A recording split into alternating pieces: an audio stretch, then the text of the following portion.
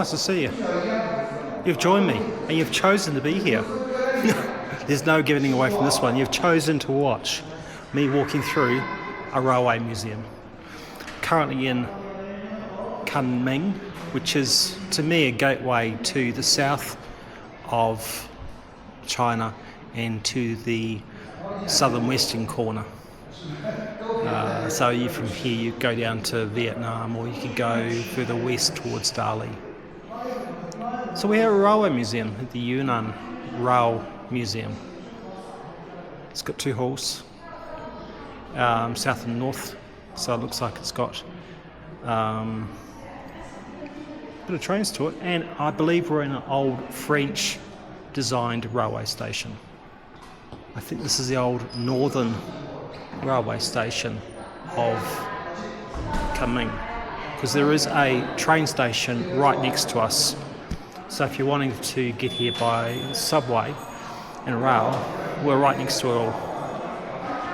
And I'll probably say we're in the northeastern part of the city at the moment, though it's connected via metro, so it's easy to get around. So anyway, you chose to be here. We're going to look at trains. I don't know where I'm going. Oh look, old train tracks. There we go, you've got a metre gauge, 600mm, and 1.4 metre. Interesting stuff. Not interesting, but they might have steam trains, and that's more interesting. Might have Soviet stuff too. Or European Frenchy stuff. The mysteries are there, we just don't know. Do not know what we're going to see. It's going to be a Kinder Surprise moment. And temporary. So we're wandering around. That's what we're doing. You and me.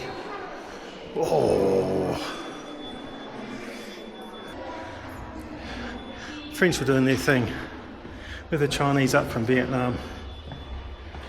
Look at that. Shackles.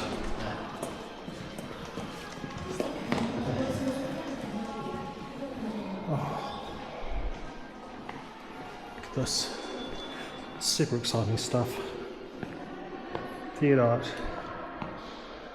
Yeah, I've never known how to work these suckers. I believe you can get the azimuth, longitude, latitude, based on stars. Oh, that'll be a top-notch skill.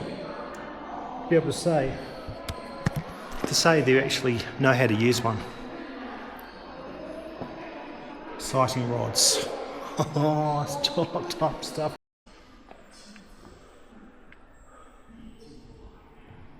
For you train models, I assume that's the rail network of the region. And it's all in Chinese.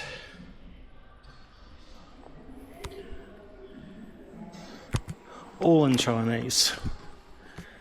Have no idea. You got interactives. No, you don't. No interactives. Maybe, but it's not working. Oh, you got some signage in English. Let's have a read. So we're in the high-speed section, talking about the rail network. But it's just incredible. It's so hard to believe that a country can go from legacy train lines to high-speed, a full integrated high-speed network that runs parallel with the existing network. And they pretty much went in from 2009 onwards.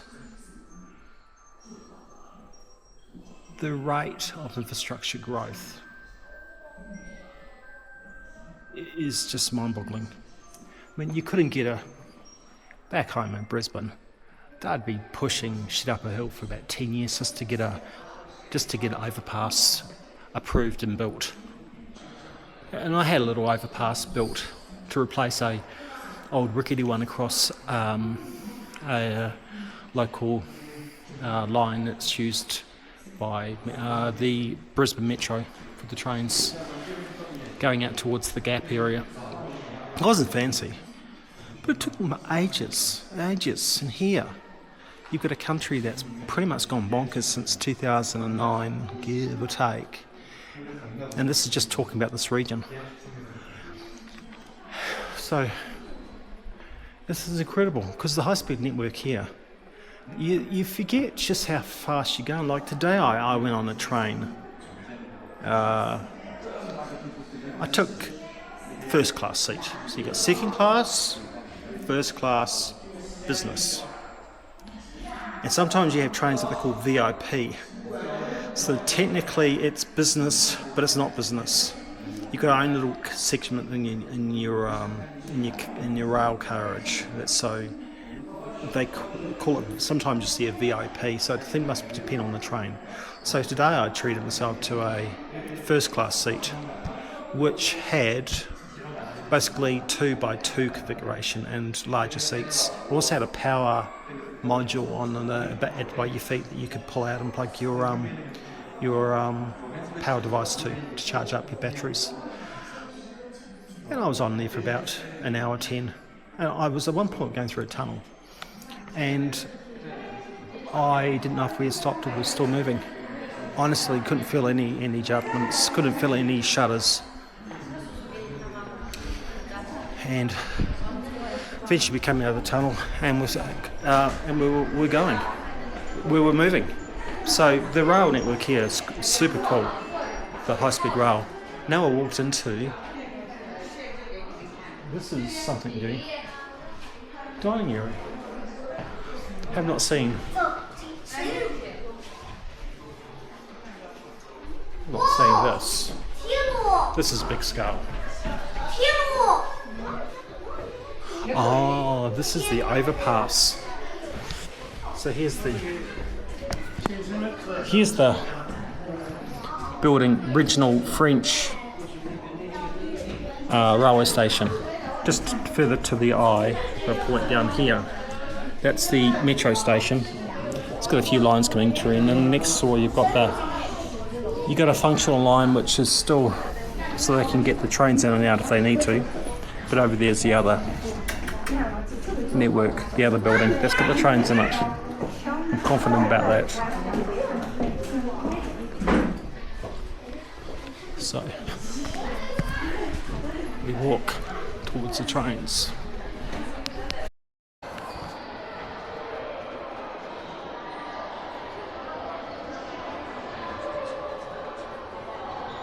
So we found them. What can I see? Looks like an electric. Looks like a black steamer. Harry Potter style. And you've got some carriages. Another steamer. Looks like an electric. The middle one's a black steamer.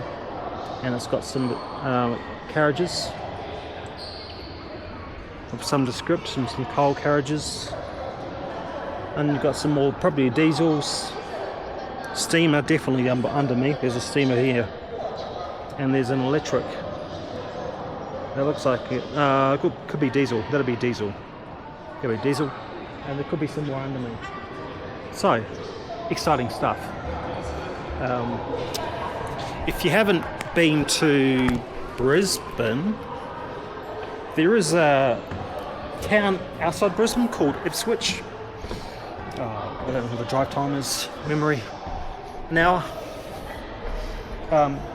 they do have a connecting rail though. There is a connecting rail from Central in the heart of Brisbane. That's the main train station. Special occasions, I'll take a train out to the Ipswich Rail Museum. It's good for kids, one way in, one way out, but they have lots of different trains that you can walk around, and they do restoration work.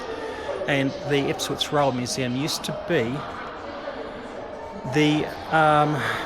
a producer of the rail products at our time.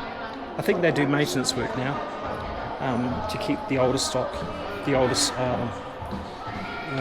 devices, older trains and carriages on the network.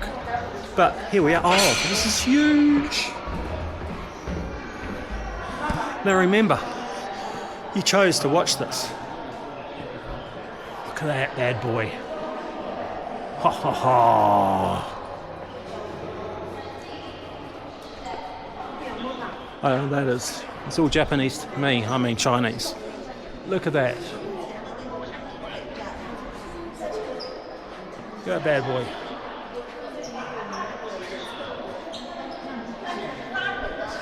Oh, that's quite cool. The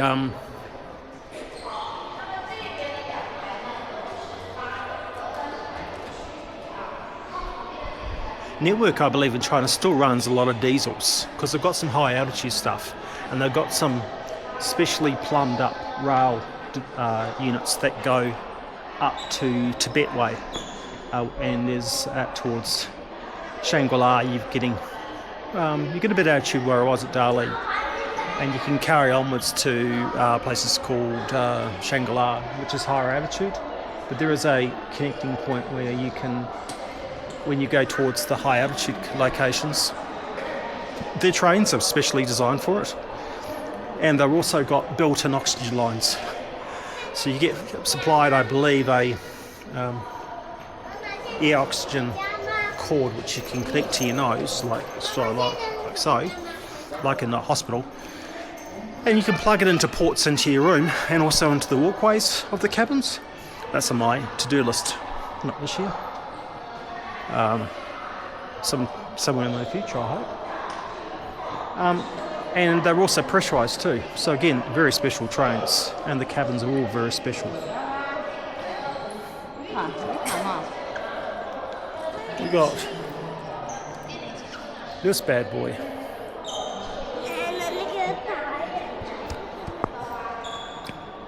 There's a diesel. Oh, so they must have had. This is on the 1.4 metre gauge.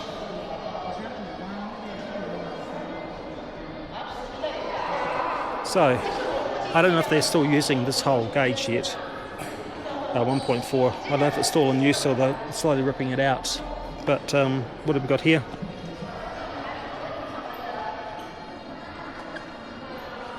Made by Bullwin Locomotive out of Philly in the USA in 1923. There we go.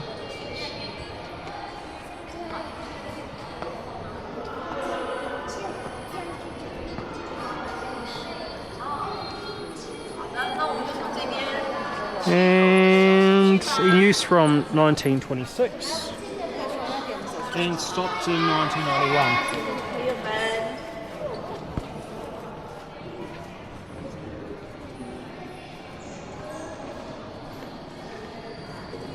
Let's have a look. Choo choo. Can't actually get into this cabin, of course. It's no entrance, but it doesn't say it's got open windows, so.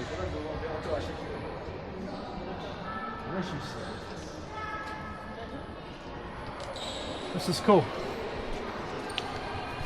So there's a problem in the Western world is that steam engine mechanics and engineers are pretty much a dying breed. They're all retired. All the engineering skills to actually make and repair these old steam engines are going. I know, again, I'll go back to the Ipswich Rail Museum. They've got people that go out there for shits and giggles just to be learnt on it, and they actually can get a steam licence from the state of Queensland to allow them to operate and to repair steam engines. So I imagine it's a global problem because who's working on steam now? This bad boy here, what are we looking at?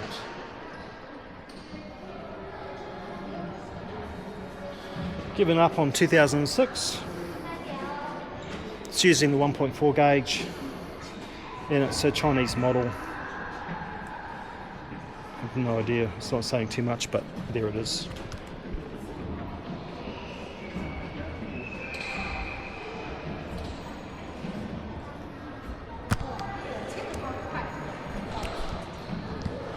I wouldn't be surprised if these are clones of ex-Soviet type of steam engines. Strong relationship with the Soviets and the Chinese at the time. It's a big ass train. That's a big ass train. And again, Mr. Green Demon here. He's a diesel for the 1 metre gauge. And made in 1978. Green diesel.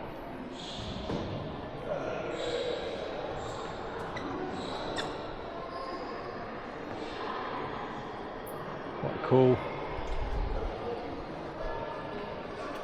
I think we can go back around here.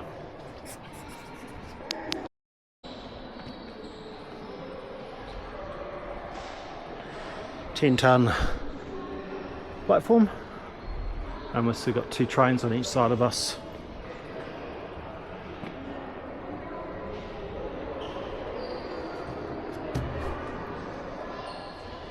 It's great you can touch these things.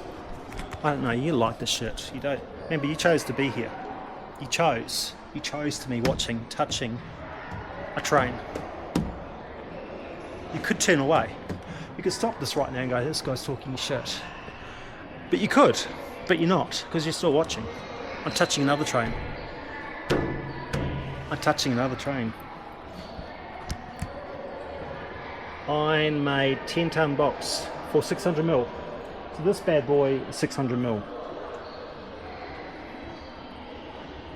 Made in the United States in 1930. 90 years old.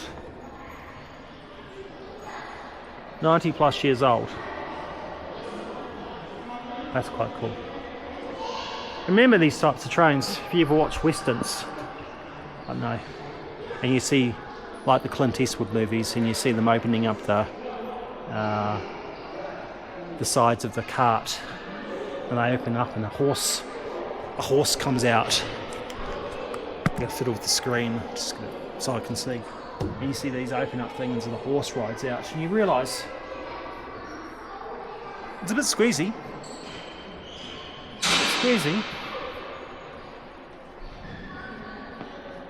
This definitely looks at a older.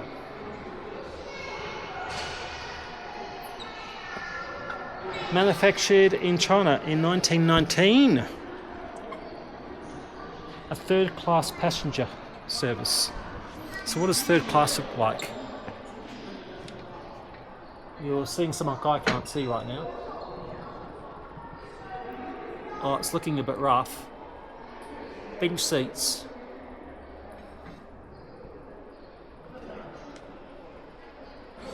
There we go. I had to stretch in for that one.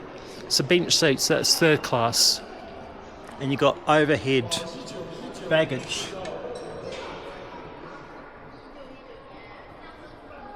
Again, 1919. That's an impressive steam engine. If you ever watched a movie called Polar Express, it's an animated movie, and that engine up here reminds me of Polar Express, the train that goes to Polar, see the guy that Polar, see Santa. The kiddies movie. It's got Tom Hanks. He played 3 characters. He played the Ghost of Christmas Past. He played the conductor, and he played Santa Claus. I think the 3 characters he played. I don't think he played a 4th. And you had the kids getting their magical passes, but they had this whole running out to the side of this style of engine. This just reminds me of the engine that they used. So, if you haven't seen Polar Express, you probably say I'm talking shit, but they had the ability to go up the side, so they had some extra railings on it. And of course they had a big ass snowplow at the front. But that's cool. Now this is getting fancy. Oh, okay, another 1919. Looks like storage. This is product. Could be cattle. No, not cattle. Livestock. It's got windows. It's got windows. Maybe post. It's got a door. Oh, it could be the... Oh, it could be a conductor's box. That's what it could be. Could be the conductors actually crawl through and over the coal tender, and they jump through there. So they have a rotational staff and they climb through over the coal, and they jump down the back of it, which would be a challenge you wouldn't want to miss. You'd be wanting to be pretty fit, but there are some steps here, so they've got some lever steps here that you can stand on. So I wouldn't say that's out of question, and thus it could be facilities for the staff of the engine, and also for special items like post, maybe. Who knows? It's all very exciting. Here's the inside of this bad boy again.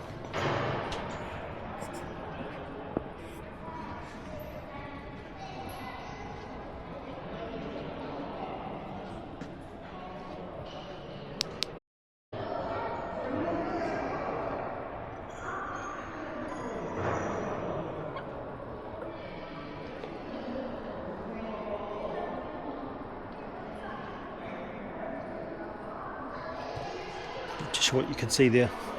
Don't think I could see too much. It had tinting in the window. This is the white train.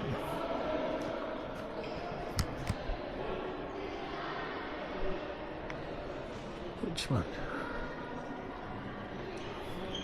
It's a very fancy train.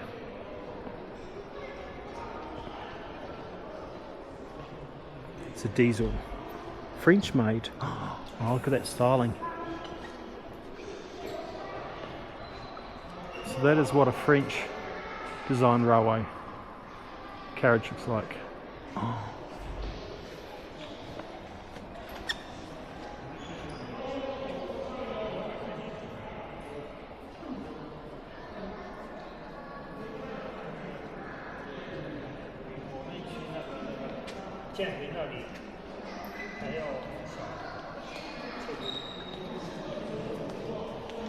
So French-made rubber tyre passenger diesel locomotive running on 1 metre gauge,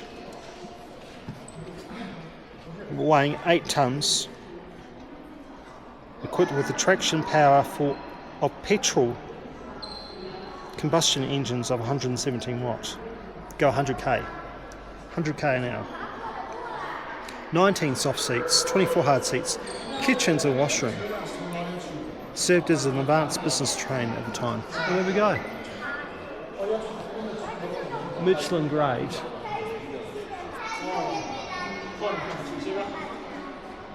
Maybe the very back. The back cabin that we saw before, the little bubble at the end. Maybe that was the kitchen. Wouldn't surprise me. Oh. 1.4 gauge high-speed train.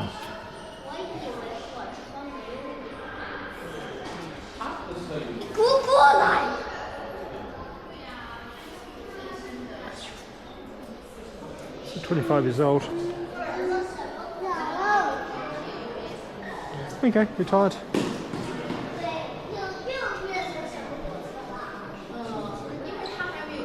I don't think you get into it. One of the original bullets. I don't know if you can get in.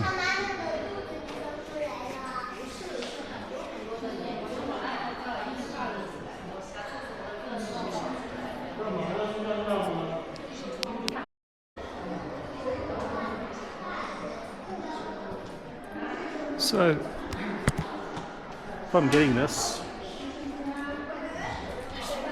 there we go, train markings. 120k an hour, which is definitely way slower than what they do now. 120 is just when they're putting through the residential areas of a city. When they're coming into the station, they're slowing right down. I was sitting on my train journey for a lot of it today for about 200 k's an hour.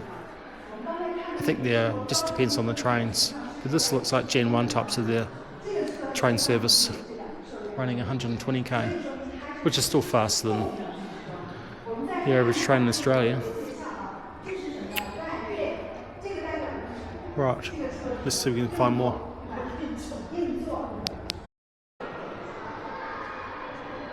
So, glad you made it through this video.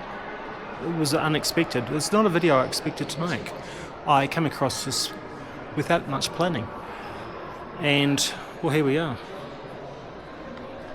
Steam engines, diesel, electric, and Frenchy fancy business class trains. Now there is some additional joy for those in the trains. There's some reading material up there. I'll leave that for you to go up there. Come through here. You come through this area. It's very well connected, but it's super cool. So that's our trains. This is a quick 1 hour stop, walk through. You can see everything. You can be gone, and it's very well connected to the subway network, or metro, I should say. Look at this. There's a sexy view for you. So, India trains. Are you in town? Check it out. Choo choo. Choo choo. See you next one.